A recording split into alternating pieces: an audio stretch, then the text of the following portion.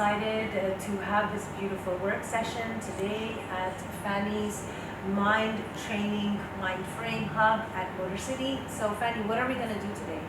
So today, actually, hello everybody. Today we are going to try to reconnect a little bit with ourselves with this workshop that we have called From City Stress to Mindfulness. That's really the connection between our busy life and the actual need for nature and nurture also a lot. So that's what we're going to touch on today.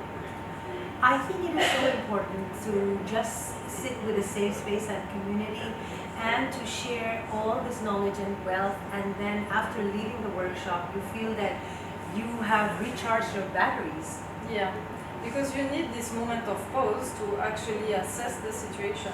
We're so caught up in our lives that we just tend to forget that we are also human and we need to take a break as well.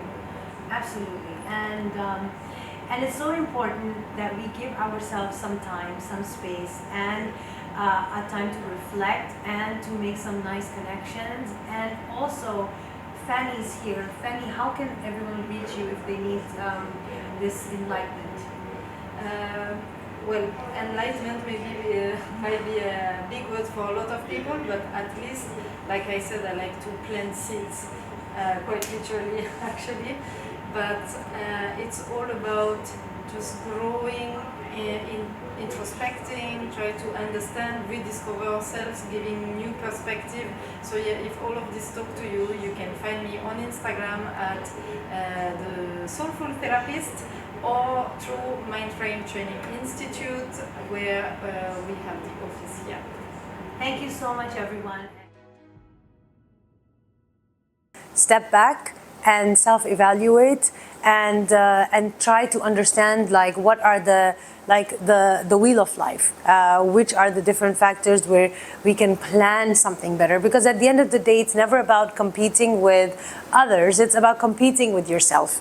And then I have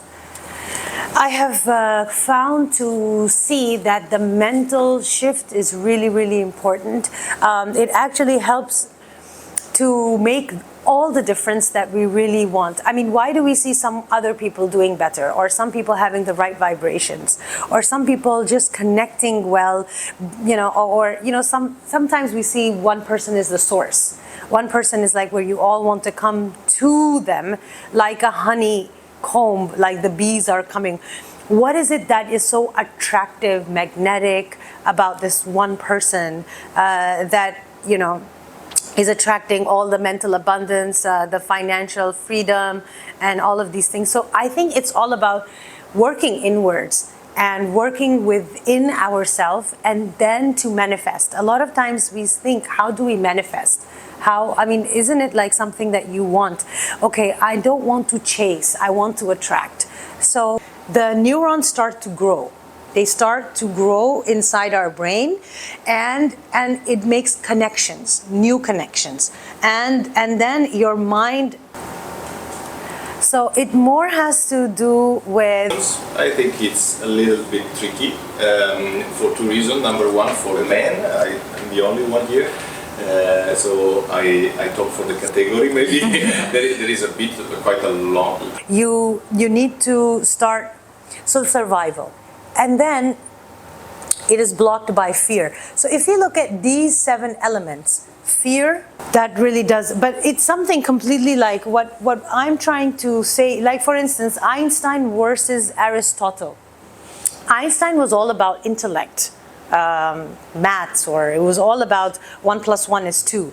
Aristotle, on the other hand, was wisdom. It was about the holistic understanding of not just the facts, but also I think this would be more related to maybe spirituality. But how can you apply? This is something above us, but if we do something properly and we put ourselves in the right place, definitely the chances to get benefits of what's in your mind is actually blocking that potential.